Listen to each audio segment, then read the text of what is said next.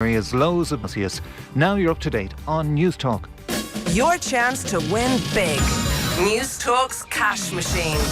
Now, we've had 3 rollovers in a row and the prize money is building up quickly. If you've entered since 5 p.m. on Friday, you remain in the draw but need to know the new number, which is €71,382.46. Text play to 57557. That is 57557. Get your entry in by 3 p.m. tomorrow afternoon. Then across the Go Loud network of stations, Barry Dunn will be making the call. If your phone rings, you need to answer it within 5 rings. Tell him the exact amount in euro and cent and you will pocket the cash. Remember that amount again, €71,382.46. Over 18s only. Text will cost €2.50 plus your standard message rate to play. You will be playing across the Go Loud network of stations and terms and conditions are available on newstalk.com. Football on Off the Ball. With Sky. The Premier League is back. Watch every live game for the rest of the season on Sky Sports, BT Sport and Premier Sports. I'm prepared to do anything I can to play for my country again. Do it then. What about your start to the game? It wasn't bad, was it? Why should an honest answer be a mistake? How can a modern day manager not have a mobile phone? Why should he? Welcome along to the football show here on Off the Ball. Till I said Dan McDonnell is with me. We've got FA Cup and Premier League to keep an eye on between now and 10. Jake Mulraney is going to be with us as well, Dan, a little bit later on after going to St. Pat's after, I guess, a career that has taken him not just through England and Scotland, but also in the MLS. And we've been kind of working out some of the players he would have played again with and against with Atlanta and Orlando the last year. Yeah, I'll try and ask him because I think the ones he played against, I'd imagine there's quite a diverse list of characters, and even I think he played with Pato there. In Orlando last season. Is that Pato? Is that the right pronunciation? I think so, yeah. Pato, He's the Duck. Yeah, the Duck, yeah. So, amongst others, Frank de Boer signed him. So, yeah, I think it'll be interesting to hear from him. I mean, he's 26. He left Ireland at 14. But the MLS thing is a route that I could hear today. It looks like Conor Ronan is going to Colorado Rapids. That would have been an interesting... Totally different team, yeah. Yeah, the Rapids. Oh my God. The Rapids would be their Mighty Ducks' fierce rivals. But where Pádraig Smith is the general manager, an Irish, or I think he's had various titles, but he's a sporting director, I think, who worked for the FAI in their... I think, in variety of like financial roles around the time of the sort of 2010, 2011, which in hindsight was a very interesting time for someone to be working there. And he ended up going sort of at a completely different route in life, in a very high-powered role. But Kevin Doyle was there. And we've had a couple of, Derek Williams is there at the moment. We've had a couple of sort of Irish dalliances with the MLS, but maybe not as many as you would think, with just sort of the Irish connection with America, and I think sometimes it can be quite complicated. I know in recent years Georgie Kelly and Jack Byrne, and there's been talk around various MLS clubs, but the rules for getting in, centrally controlled system, it's not entirely straightforward. Even if you're a free agent, there's there can be fees involved. But Jake Mulraney, who's on today, like he gave it a good go there. Like he had 3 seasons and was a properly involved in the MLS. So well, look forward to hearing the stories about it. Interesting time for Pats as well. He's former Ireland under-21 international, so you bring a player who's played at decent standard, and I presume that's like a big boost for them ahead of the season too. Yeah, well, I always think there's more stories. There's so many stories going around at the moment, and part of it is because of the Brexit thing. The Irish players go to England later, so it's a transfer story when they go. Whereas previously they might have gone 15, 16 and it's not really that much of a thing. But I always would think that of course players will chase the dream and still leave at that age, but we all know sort of people in our lives who move away and decide they want to settle in Ireland and family or whatever it is, and the football world really shouldn't be any different if you can offer something half decent for them here, and that sort of seems to be his priority. I think coming back was family, wanting to live in Dublin, and Pats have managed to convince him that that's an attractive place for him to go and play his football, and he's still at a good age. Like he was playing last season. It's not as if he's someone who's who wouldn't be short of offers or interest from elsewhere. So he's a good exciting player to bring into the league. He's very, very fast. So I think he is an old school winger that'll get people off their feet, hopefully. Yeah, well, they'll be on their feet at the Camec as it is anyway, but still, you know what I mean. Yeah, Marcus Rashford getting the fans off their feet at Selhurst Park from the away end. He's gone another run down the wing. He looks like a man who's transformed at the moment, Dan. He set up the goal for Bruno Fernandes a little bit earlier on. It's amazing what a good run of form and a bit of confidence can have for a player in the case of Rashford this year as well. Yeah, I think talking about Rashford a bit at the weekend, and it's sort of amazing when you think about how much he's fitted into his football life. How old is Marcus Rashford now? I don't know. Is he 25 yet? I don't think he is, or he's in that his early 20s, bracket. And he's had the rise. He's had that inevitably after the rise. You have that period where you disappoint people. Because you sort of you can't live up to your earlier standards. You throw in all his the storm in some ways created for a section of English society by his work off the pitch. You throw in the fact that he's missed a penalty in a major tournament final, which has a scarring impact on a lot of people, and question marks over whether he was even surplus to requirements at his club. And now it's like none of the bad stuff happened, and he's sort of doing what you would expect, and maybe just coming out of the Ronaldo shadow is suited him. Yeah, 25 years of age, Marcus Rashford, recently turned 25. There you go. So yeah. He's moving into his mid-20s now. I don't know, I think they obviously have to work out what they're going to do about a centralised striker. We've seen Weghorst start tonight. He's probably going to be an option against some teams. We'll see if maybe Martial can find form. And Jadon Sancho coming back in as well. He's not part of the squad tonight, Dan, but he trained with Manchester United, they mentioned yesterday. He had been in the Netherlands doing a lot of individual work to try and get back to a position where he'd be able to come back into the squad. This is a player they bought that was had a fantastic run in Germany with Borussia Dortmund, but has not reproduced that form. If they get back in for the rest of the season, United's attacking options start to look a little bit better than they did a few weeks ago. Yeah, and I think that one for Ten Hag is it's like another managerial project, right? He's had a couple of he had the Ronaldo thing for so long.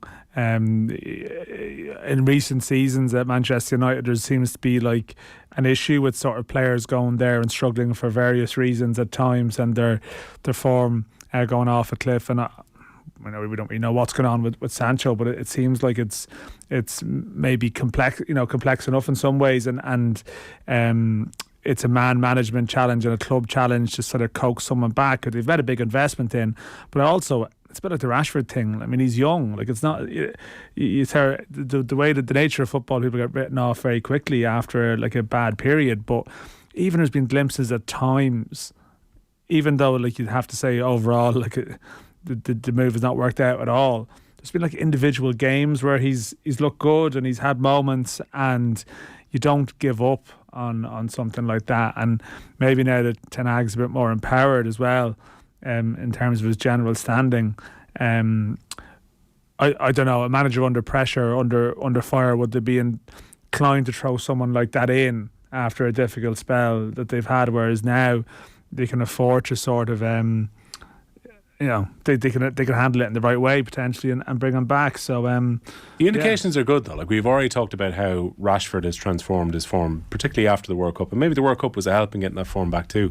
But we were talking earlier about Aaron Wan-Bissaka, who had a really good game at the weekend against City. Luke Shaw's looked good, whether it's as the left centre back or whether tonight he's playing left back.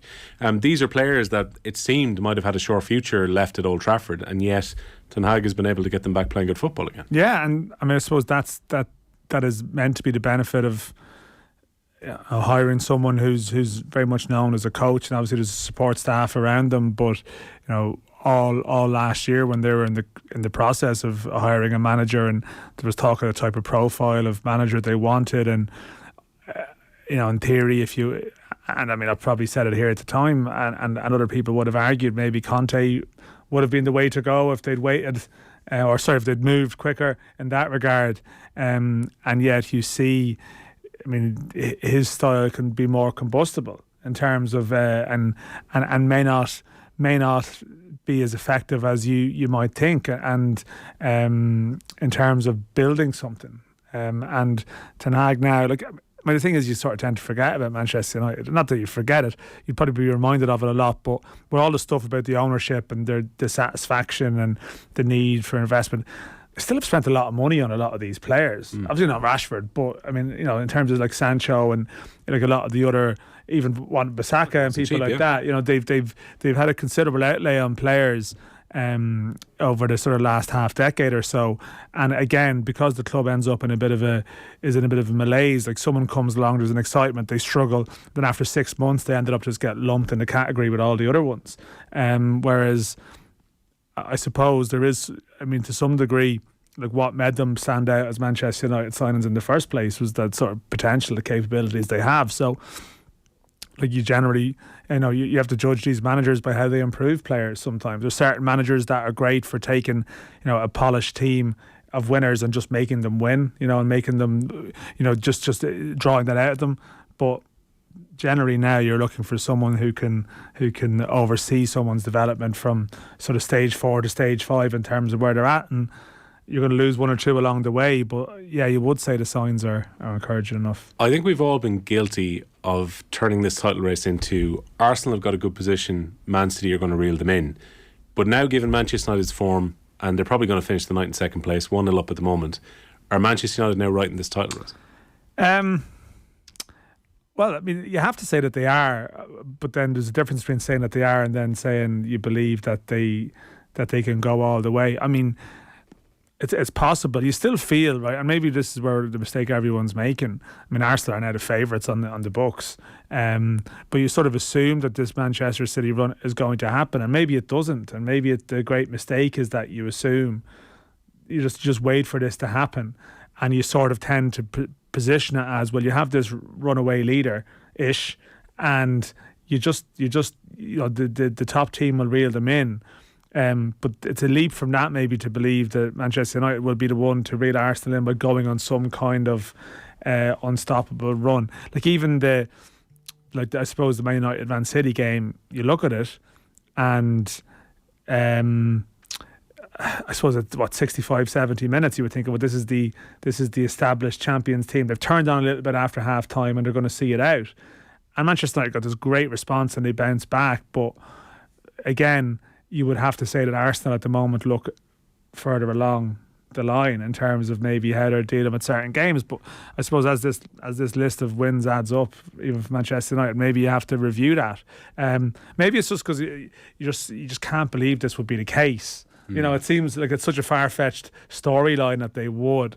But at what point? When someone's like 4 or 5 points, 6 points within 2 games of turning it around, I suppose you have to say it. Without, if you're asking me honestly, do I think they're going to win it? I'd still say no. I think it's. Have you shifted towards Arsenal now? I haven't, but I'm still in the Manchester City camp. But I know that Gary Neville's even dismissiveness at Arsenal at the weekend sort of drew some a little bit of raised eyebrows from people. I felt with Arsenal that, I have to say, I thought this month is where you sort of envisaged some difficulties for them, but the fact that they've sort of kicked off a difficult run by winning at Spurs, you're starting to think now, well, if they can get through that, because they have this run of reasonably tricky fixtures, but if they're still, if they have this cushion at the beginning of March, when the Champions League comes properly into the equation, I kind of still wonder, as much as everyone talks about the league being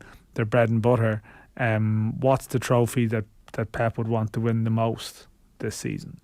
You never want to lose your crown, but there'll always be another league for Man City. Yeah, there always will be. I'm with you. I think a huge part of signing Erling Haaland and trying to become maybe a little bit more difficult to play against in some of those big games was very much with one eye on the Champions League. Yeah, I think that's where it's caught them out. I think whatever happens, like next, July, August, Man City are still favourites to win the Premier League again. But it can happen. This is why, as much as it happens in a lot of leagues around Europe, it's why in reasonably strong leagues, it's still hard to run up the 7, 8 in a row type thing. Like you'll have your slippages, and City in their graph, they've had a couple of those seasons in recent years, and maybe this is one of those, but. That's the thing with Arsenal. You feel like if they can get to that, if they can maintain that cushion to the point of the season where the European stuff really takes off for City, then then maybe. You've been writing about Ireland's chief scout and opposition analyst Stephen Rice and the potential that maybe he might be leaving the Republic of Ireland setup if he was to get the Swindon job. How seriously is he being considered for the Swindon position? Well, I mean, the fact is, I suppose Swindon requested permission from the FAI to speak to him, and those talks have, he's been in discussions with Swindon. It was granted. Now, I know, this is procedural, but it doesn't always happen in football. It's generally everyone realistically knows football, knows that for any job there'll be as much as you're meant to put in a formal request, there'll be loads of sending out and all sorts going on for multiple candidates who are in employment and whatever. So sometimes it's almost the approach is sort of is sort of where you're bringing it to the next level, in terms of saying, okay, so no, I think he's on the short list. Swindon seem to have, there's a couple of other names knocking around. I'm not sure if they're on the short list. Kieran Dyer was one. There's an ex-Swindon player who has been interviewed, Paul Caddis. But Rice is very much in the frame. Yeah, they play on Saturday. The initial chat, maybe at the start of the week, was they might want to have something in place by Saturday. Therefore, it can happen quickly. The messages are sort of a little bit conflicting since then about maybe whether that would actually be the case or not. But yeah, he's right in there. So it's sort of a genuine sort of prospect that it could happen. I think this would be incredibly frustrating for Stephen Kenny if it happens. The timing comes just before the start of the European qualifiers, and also, and you'd be aware of this over the last while too, Stephen Kenny has been very keen to point out what a big role Rice has had. That his role has evolved a little bit, because we've been asking Stephen Kenny about John Eustace, is he going to be directly replaced, and even going back to Anthony Barry, and he's been quick to point out, Stephen Rice is a really, really big part of my setup. Yeah. So it'd be huge to lose him. Yeah, no, I'm pretty confident that Eustace is going to be replaced before March, but still, no, you're right. That's definitely been the message. And Rice, we were watching Crystal Palace tonight. Rice did have a full-time job at Crystal Palace that he left to be the FAI chief scout / opposition analyst. But as you mentioned, he's been doing more coaching, and he's very well regarded as a coach. You speak to people. I would have sort of written a couple of pieces about Nathan Collins' rise, and they would speak about how big Stephen Rice was when he was younger, amongst others. And he would have been involved with sort of a really strong underage side that included Collins and Jason Knight, amongst others, Dawson Devoy. So he's got a good reputation, but I suppose, I don't know, you can't speak for Kenny on it. I'm guessing he's had this issue where if you pick good staff, then staff will have interest. But I'm guessing that the idea that Stephen Rice would be getting a job as a manager in English football probably would have been slightly unexpected. When there was chat about Stephen Bradley going to Lincoln, he was certainly mentioned as a possible for Shamrock Rovers. That didn't come to pass anyway, so it sort of became very hypothetical. It didn't matter. And I think it's well known that Stephen Rice wants to manage at some stage, but you would sort of have thought his prospect of being a flight risk in the short term wasn't especially large. But if he gets this gig, he'll obviously be off, because Swindon are challenging for promotion from League Two, and they played through international windows. So it's that would be it, and it would again, there's no doubt that the stuff with Damien Duff and Alan Kelly leaving at the start, it's a big story. You can't ignore it. You can't avoid it. It becomes an issue. What's happening there? People ask that. All the stuff subsequently is just hiring decent people who then get jobs. Barry and Eustace, literally, they were sought by Barry Eustace. Rory Higgins was the predecessor of Rice, and again, went for Derry City, and it couldn't see it as a chance he couldn't turn down to start off as a manager. And what do you do? The alternative is to fill your staff positions with people who'll never be wanted by anyone. But then you're probably not dealing with the type of staff you might want. So it's a little bit of a damned if you do, damned if you don't territory. Yeah, Man United still lead against Crystal Palace by 1-0. Just over half an hour left, and that we'll keep an eye on the action at Selhurst Park. Football here in OTB is with thanks to Sky. You can watch every live Premier League game this season across Sky Sports, BT Sport and Premier Sports. I'm going to chat to Jake Mulraney when we come back after this short break. Football on Off the Ball. With Sky, proud partner and supporter of the Republic of Ireland women's national football team. This is News Talk. Lunchtime Live. So I'm shocked, I have to say, about the volume of cases which has been brought to my office and to my attention since you started to highlight the programme, and also the volume and the extent of the messages that have come to your programme. And on top of that, when you consider a system stretched to capacity, it really is a priority issue that has to be given a priority by the HSE. Lunchtime Live with Andrea Gilligan. Brought to you by Avant Money. Weekdays at midday on News Talk. The Harvey Norman Big Sale ends soon, with deals across our massive range of beds, mattresses and bed linen. Shop our range of chic and stylish bed frames from as little as €129. Get top-selling Irish-made mattresses by brands like O'Dearest, K-Med and Bryody from just €179. Plus, speak to our sleep specialists in-store about our free delivery and mattress recycling service. But hurry, the Harvey Norman Big Sale must end soon. Don't miss out. Go! Animal Control, how may I help you? I've got a blue-footed booby here. He's pointing at my computer. Oh, you must be nearly there. What? You've been searching for insurance? But yes, actually. Well, these birds really want to keep finding people the best deal on their insurance. They found it for hundreds of thousands of people already, and now it's your time to work smarter, not harder. Oh. So just search Chill Insurance. They compare 14 quotes to get you the best deal. Thank you! We work harder so you can work smarter. Chill, a great deal, easier. Chill Insurance Limited Trading as Chill Insurance is regulated by the Central Bank of Ireland. For over 25 years, Timber Living has been building Ireland's premier residential log cabins. Stylish, cosy, low maintenance and built to last. Timber Living cabins feature double wall construction and high-grade windows and insulation. They're affordable too, with a cabin to suit every budget. Perfect for year-round living. Timber Living log cabins are also ideal as a garden office, granny flat or holiday home. Take a 3D walk through our cabin range at timberliving.ie or drop into our show cabins in Carlow, Cork and Roscommon. Timber Living, Ireland's favourite log cabins. Advance your career in facilities management with Portobello Institute. Learn from industry experts to gain an IWFM award at BSc degree or a Master's in Facilities Management. Customise your learning journey between on-site, online and catching up later with a recorded session. You choose your time to study. Want to know more about our IWFM degree and Master's courses in Facilities Management? Then talk to an expert or attend our virtual open sessions. Visit portobelloinstitute.com for details. When it comes to Polestar, the proof is in the driving. From the enjoyment of minimalistic modern design to the excitement of pure electric performance. But describing it wouldn't do justice to the experience. After all, the proof is in the driving. Visit Polestar.com to book a test drive of the all-electric Polestar 2. Hi, Teresa Mannion here with a road safety alert for bad weather. Black ice is one of winter's biggest hazards and is hard to see.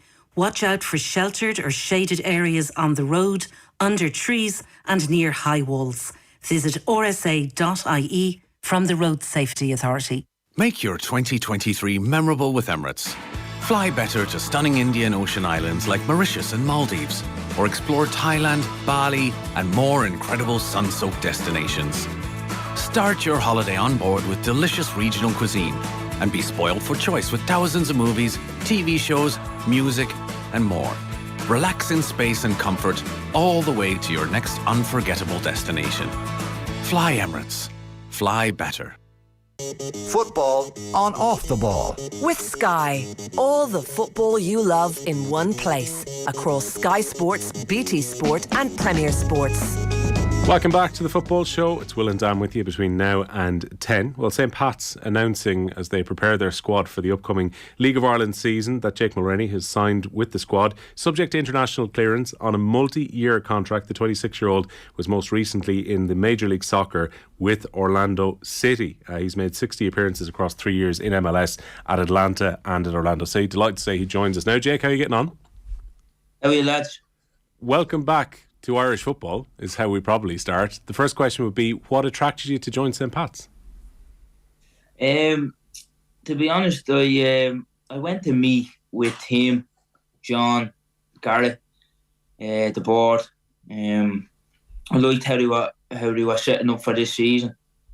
I know that Gareth, the owner's giving it a real push. They want to push for Europe, and the way team told me how they set up and stuff like that just attracted me to it, and it's only over the road, which helps as well. Were you keen to come back home, or what was the reason you were looking to leave America? Yeah, lad, if I'm honest, it was I had a tough time in Orlando, off the park, kind of as a family, we were and on about it for a few months, and for me, probably the breaking point was when the baby's crying, saying she wants to go to the nanny's gaff, and you can't do anything about it because it's in Orlando. It's so hot, So the two girls are just in the house constantly, and it was tough, It was tough, and it affected me on the park, if I'm honest. The first time something like that's happened, so me and my partner sat down. We were like, look, do we want to go home? Like, do we know what we're kind of giving up here? And after a while, we both agreed that I think we'd be happiest at home. Yeah, and I guess you need that happiness to transfer to your football as well. Like if you're unhappy off the field and the family are longing for home, that is going to have a direct impact on your performance.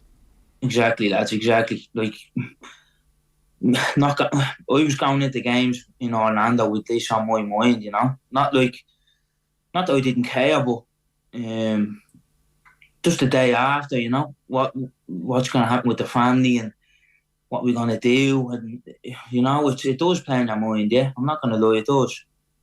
That's very interesting because we were just having a look earlier. We're thinking you played alongside Pato during that time at Orlando. I think Nani would have been around the club around about the time that you were there as well. So on the face of it, for many of us, we look at it and think Orlando is probably a very glamorous location to be in. MLS is a good standard of football, and it seems you'd be enjoying playing alongside these guys, but off the field you weren't happy. Exactly. Yeah, I mean, you go to the MLS and every team you play has a superstar, like the facilities, I always said that I think the MLS with certain tweaks here and there could be top 10 leagues in the world easily. Has everything to attract big players like Pato and Nani. And I don't know, but off the park, it's some people. I've talked to some people and they're like, "What are you doing? Why are you doing this? Why are you coming home? You're only 26. This." But it's easier said than done, when you actually have to do it yourself. Yeah, like Jake, I've spoken to a few people who've played in the MLS, and I know it might have changed a little bit in recent years with COVID, but there was that thing about you have to do X amount of sort of scheduled flights per year, and there's actually quite a lot of travel, like within the league. It's sort of, and I'm guessing if you have a family as well, I don't know, it's you sort of forget that you could have these really long flights between games, almost like European trips here.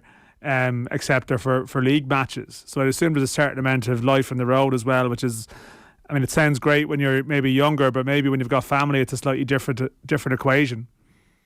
Exactly. Like I've known a few lads that after a year just say, look, I can't do this and go home, I was at Atheltic and it happened probably 2 or 3 boys, if I'm honest. As soon as I got to Orlando, 2 boys had the same situation, 2 boys from Europe.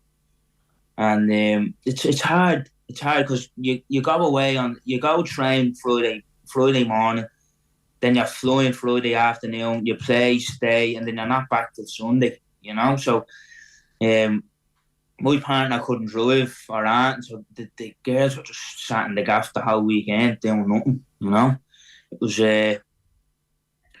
that bit was hard, but apart, don't get me wrong, I enjoyed it. I really enjoyed my time there, but I think it was the right time to come home. Yeah, because I know your time in Orlando actually was a shorter stay than your time in Atlanta. And again, I'm conscious there might have been a bit of a COVID element, but like maybe people here mightn't be aware. Like Atlanta are incredibly well supported. Like their attendances would be huge. I'm just thinking, did you get a taste of that? Like what sort of type of crowds would you have played in front of in the MLS? Because Atlanta, I think, are a real success story in that regard. Yeah, I think Atlanta had probably the top 10 attendance in the world at one stage. I remember my first game in the Bains, I think there was 75 or 76,000 there. So it was mental. Look, you're not going to many stadiums in the MLS and not getting probably 20,000. We went to Charlotte there, who were a new team, and I think they broke the record for the first game. I think they had 76 or 77, something stupid like that. But it's mad, yeah. The attendance and the football in the MLS in America is growing massively. Just thinking, like, again, I don't know, there's so many sort of designated star players within the MLS as well. I mean, when people ask you about your time there, who was the best you played against or encountered, like, what are the names that will spring to mind? You know what? It's mad, right? In America, there's these like boys that come from, these young lads that come from Brazil, Argentina, Uruguay, who no one really knows. And then after a year in the MLS, bang, everyone knows them. And you know what I mean? And the market value's gone through the roof, and you hear big clubs around Europe wanting them. But one that springs to mind right now was a small lad who plays for DC. His name is Acosta, is his name. Like, not many people will know who he is, but like, to watch him play, like, he was just unbelievable. He was about 5 foot. He was tiny, and he would just dribble past everyone and just make things happen. It was enjoyable to watch, to be honest. When you were in Orlando, did you get a chance to play with Facundo Torres, this guy who's been linked with Arsenal at the moment? Facu, yeah. Played with Facu, yeah. Good lad. Really good lad. Really, really good player. I think he will definitely... We'll probably give it to the summer and he'll be gone, definitely. Yeah, I guess that shows maybe how the MLS is going to be sustainable as well. As you say, they're bringing these players in from South America. He's come in at a young age. They've developed him as a player, and then European teams get interested in seeing him in the MLS as a shop window, and potentially this is where it could be quite profitable for some of these clubs. Absolutely, yeah. Like, it's happening. It happens every year. That cycle of bringing... Because South America, as you know, they produce unbelievable talent, so... every year there's someone coming up, or like when I was at Atlanta, I think they broke the record for transfers, probably 3 transfer windows on the trot. So they bring in a Brazilian boy, then an Argentinian, and the last one was young Thiago Almada. I'm not sure if you know the name. He just won the World Cup for Argentina, but he's another one they'll get millions for him. Yeah, they'll get a lot of cash for him. Jake, I was just struck, like, just reading about your sort of profile when the move was going through this week. You left home at 14, right? I think that was mentioned that when you went to Nottingham Forest, and I even think now, like with Brexit, you see a lot more Irish kids staying till 18. But I mean, leaving at 14 is exceptionally young. I don't know, like, how you reflect on that now, given that you're now coming home, but you've actually been away for almost half your life, I guess, if you think about it in those terms. Yeah, I mean, I was back and forward since I was 12. So, obviously, as you know, the grassroots back a few years ago. I'm not sure if they have so many now, but there's a lot of scouts used to come to the game. So, you go on a trial, but I was trialling at Forest since I was probably 11, 12, yeah. So I was going back and forward, and I was too young to sign, and then obviously, eventually I was able to sign then. But yeah, looking back now, it's crazy. Like, if I have a little girl now, and if she told me she wanted to leave at 14, I would say, no way. You know what I mean? But it's mad, yeah, to think back that young. But it's good now that the Brexit things come in kind of, and now the Irish teams can build. It'll definitely, I think, help Irish football in the next few years. Yeah, should help to keep hold of some of the players a little bit longer.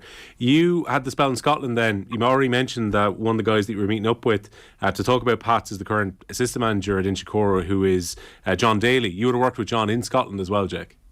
Yeah, John's a great man. John helped me out a lot at my time at Hearts, obviously about being Dubs, and I did a lot of extra work with John at my time at Hearts, and he'd give me the heads up before I was starting, or, you know, John really helped me out my time at Hearts, yeah. So what do you know about the league, I guess? I mean, what you're coming into now? I mean, I'm guessing there's players you've played against or encountered at underage level, or, you know, Irish underage or whatever it might be, but what's your sense? Like, what knowledge do you have of the league? Again, haven't been away for so long, I don't know how you keep in touch with it, or where you keep in touch with it.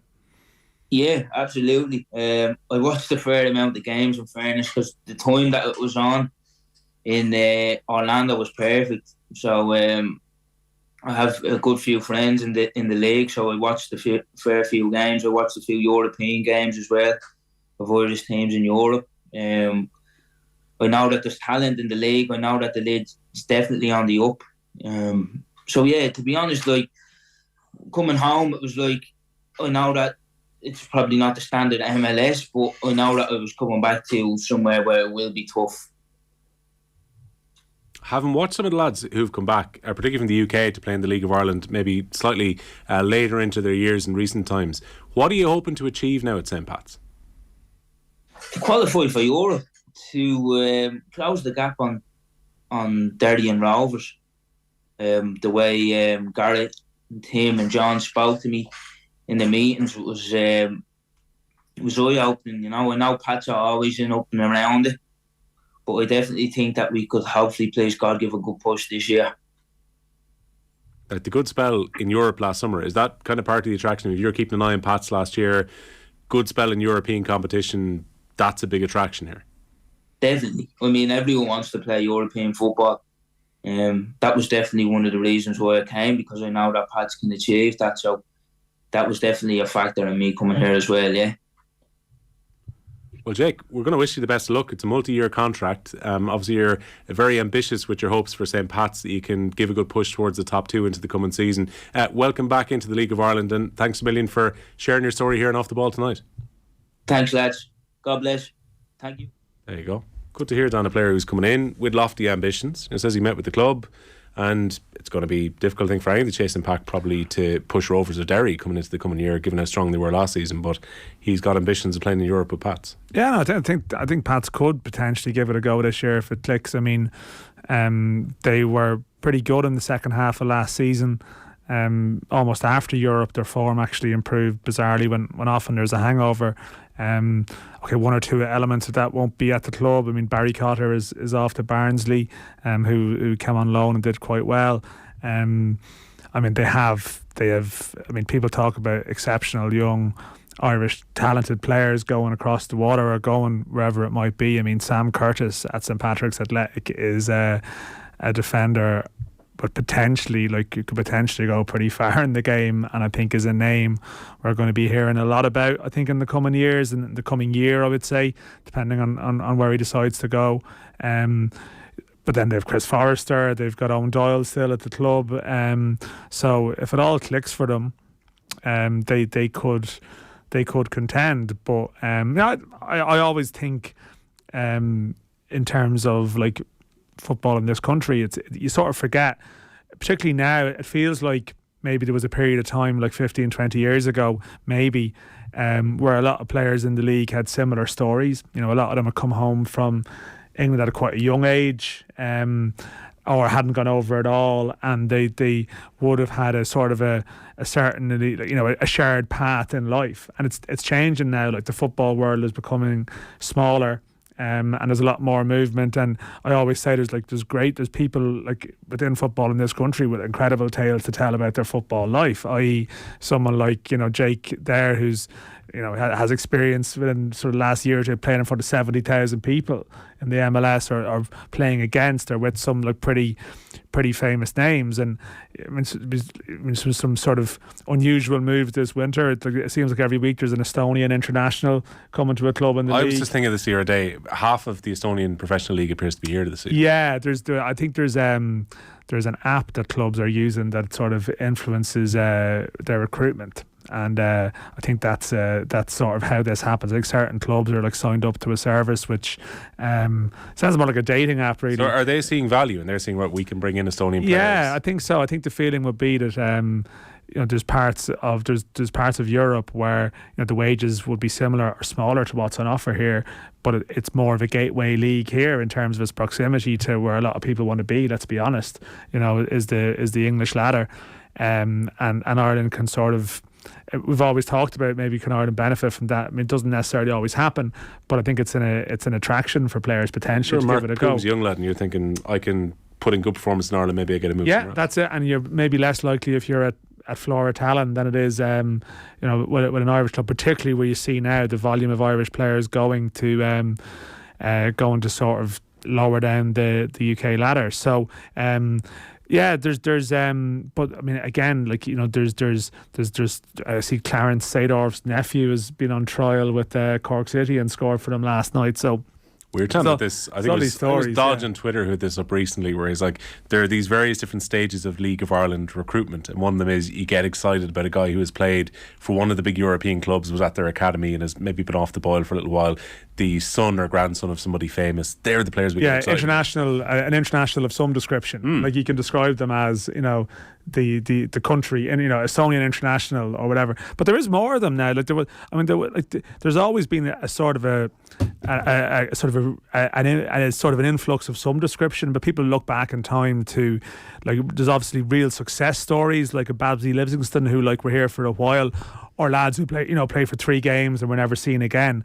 But now it's a little bit more sustained, you know, in terms of, like, the volume of players from different nationalities around the league. We're a lot more interlinked with the UK system in terms of loans and arrangements between clubs. Yeah, exactly. So I don't know. Like, it's obviously just there's two sides to it. I think there might be a feeling here that we're in danger of having a drain of Irish players, say, at around the 18, 19, 20 age group. That what happens is, at that stage, at 18 and 19, all the guys who haven't had the chance to go to England then go. And there's a massive drain of them, and they're generally the outstanding players at that age. Then the next best players who maybe aren't quite ready to play first team here, that end up being sort of overtaken by, bizarrely enough, would be English or Scottish 18, 19, 20 year olds coming on loan. And clearly, like, people would say, well, that isn't ideal, that people come through the National League underage to get to 19 and all of a sudden, well, then they meet the end of the road. And that's part of the things we need to figure out here. But anyway, it's a roundabout way of saying, I think the idea I would always say is that you would like to think that Irish players, they will chase the dream, of course, but, you know, at a stage in their life, 27, 28, 29, if they're not playing for, like, Premier League, Championship, you know, they're not sort of at that really high end of the game where naturally they're earning, like, huge amounts of money, and of course you have to keep going with that eventually they would sort of gravitate towards home, and I think that can only be a good thing. Yeah, Celtic staying top of the SPL tonight. They've won 4-0 against St Mirren. Furuhashi with 2, Abada getting one of the others, and Turnbull scoring the 4th very late on. So Celtic easing to victory at Parkhead in the SPL this evening. Rangers are being made to fight a little bit by Kilmarnock. They were leading by 3-1, but Kilmarnock have just pulled back a goal there. There's about 2 minutes left, and Rangers lead by 3-2 as they look to stay on Celtic's coattails at the top of the table. Manchester United continue to lead against Crystal Palace by 1-0. Football here on OTB is brought to you by Sky. Watch every live Premier League game this season on Sky Sports, BT Sport and Premier Sport. We'll be back in a moment. Football on Off the Ball. With Sky, proud partner and supporter of the Republic of Ireland women's national football team. This is News Talk. You're snuggled up on your soft new velvet sofa, the one you just bought in the Easy Living Interiors winter sale. It's so comfortable, just like the luxury mattress and plush bed frame you couldn't resist. Well, they were 60% off. And as for your sleek new extending dining set, everyone loves it, and you loved the price. From bestsellers to new collections, expert interiors advice to finance options and fast delivery. Reimagine your home with Easy Living Interiors. Cork, Dublin, Navan, Naas, Wexford, Waterford, Carlow and Drogheda. Winter sale now on. You spent 2 months looking for a 2-week holiday with 56 browser windows on the go to find flights, hotels and transfers, not to mention the nightly litre of tea and packet of Jaffa cakes. Stop looking and start booking. Head to sunway.ie to find great value holidays to amazing destinations. Book flights, hotels and transfers all in one place. Start booking your summer holiday at sunway.ie or contact your local travel agent. Sunway. Guaranteed Irish business members continue to sustain jobs and communities across Ireland. Like Big Red Cloud, whose award-winning accounts and payroll software is exactly what your business needs. Fully automated features like bank feeds and importing invoices gives you more time to work on your business and not in it. Now with free training in conjunction with KWETB. For a free trial, go to bigredcloud.com/training. So look out for the G. GuaranteedIrish.ie. Altogether better. For over 25 years, Timber Living has been building Ireland's premier residential log cabins. Stylish, cosy, low maintenance and built to last. Timber Living cabins feature double wall construction and high-grade windows and insulation. They're affordable too, with a cabin to suit every budget. Perfect for year-round living. Timber Living log cabins are also ideal as a garden office, granny flat or holiday home. Take a 3D walk through our cabin range at timberliving.ie or drop into our show cabins in Carlow, Cork and Roscommon. Timber Living, Ireland's favourite log cabins. The wind has always been a part of who we are. For generations, we've worked with it and against it. But this generation is different. We have the wind working for us. SSE Airtricity has been harnessing our greatest natural resource for the past 25 years and is Ireland's largest provider of 100% green energy to homes and businesses across the country. SSE Airtricity. This is Generation Green. Largest provider based on CRU energy data. Dundeel Motors is home to Ireland's largest range of new and premium used cars from all of Ireland's trusted car dealerships. That's why you will find Brady's Mercedes-Benz on Dundeel. Visit Brady's Mercedes-Benz showroom on Dundeel to find your next car. Dundeel Motors, for Ireland's largest range of new and used cars from all of Ireland's trusted car dealerships. Visit dundeel.ie today. There's a gaggle of monsters you'll see around town, in every colour from bright pink to brown. And just like us, they have hopes, dreams and wishes. A new car, new windows, a holiday diving with fishes. They know just where to go for their dreams to come true. The local credit union who can help you out too. For all of your dreams that are big, small or strange, we've got you covered with our Monster Loan range. Monster Loans from the Credit Union. Imagine more. Loans are subject to approval. Terms and conditions apply. If you do not meet the repayments on your loan, your account will go into arrears. This may affect your credit rating, which may limit your ability to access credit in the future. Credit unions in the Republic of Ireland are regulated by the Central Bank of Ireland. Football on Off the Ball. With Sky, the Premier League is back. Watch every live game for the rest of the season on Sky Sports, BT Sport and Premier Sports. This is News Talk. Dan McDonnell, talk about timing as we come off the ad break. We were watching to see what Crystal Palace were going to do with a late free kick. Bruno Fernandes had got booked, decided to take a foul about 25 yards out from goal, and we've just seen a stunning free kick.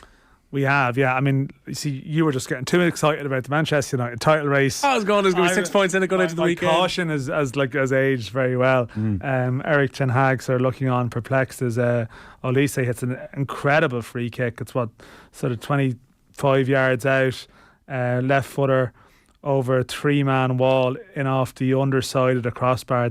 That sweet underside of the crossbar and across the line connection. Didn't really celebrate. He barely celebrated. He walked back. Know. We always worried there could be something going on. Yeah. But it's not that he's got some affection for Manchester United or something that or he's angry over something. I don't know. It's an incredible hit. I think when that free kick is given away, you're thinking Zaha is probably going to cross this into the box.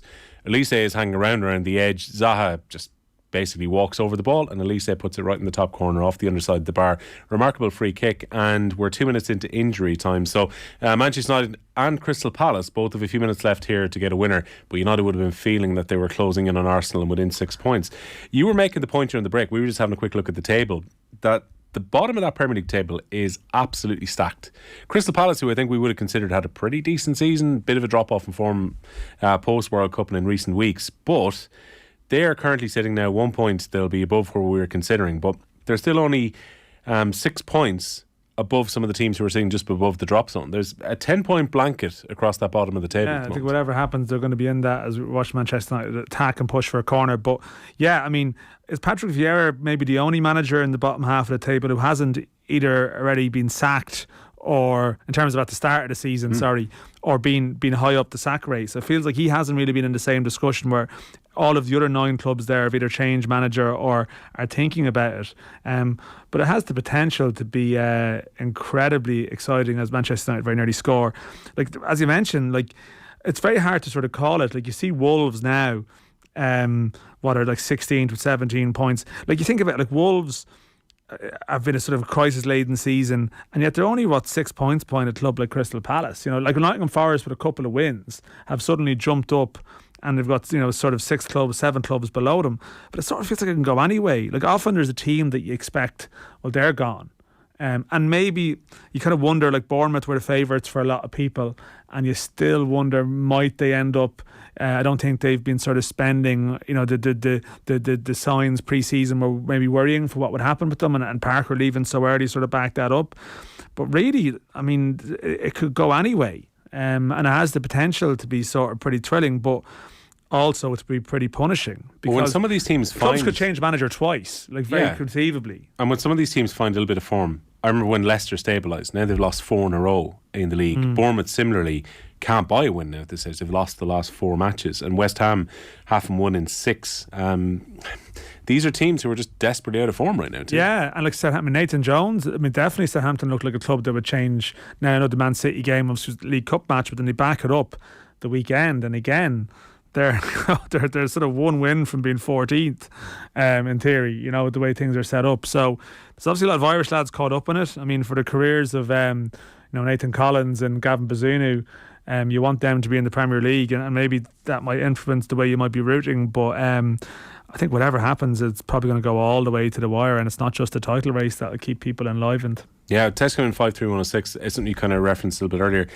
Lads, what do you make of Clarence Seedorf's nephew Quinton, who's currently on trial with Cork City, scored last night in pre-season? Yeah, he's been playing in Poland for the last couple of years. I mean, the football world is just wonderful sometimes.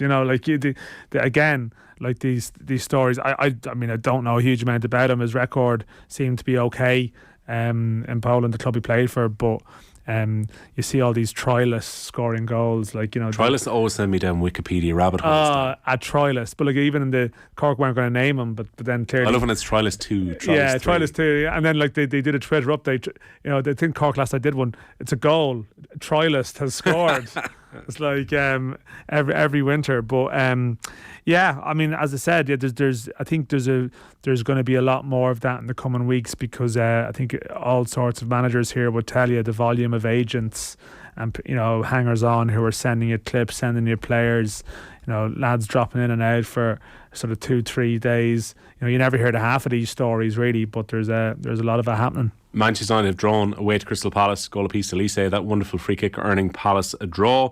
In the SPL, it was a 4-0 win for Celtic against St Mirren, and Rangers have held on to beat Kilmarnock on the road by 3-2. So Celtic stay on top. Don't forget, OTB AM will be live across Off the Ball social channels in the morning from 7:30. Nathan will be here in the hot seat from 7 p.m. tomorrow. Stay tuned. Tom Dunn is up next. Give him a ball and he out of grass. He'll give you a move for the perfect pass. Give him a ball and he out of space. He'll give you a move with good league grace.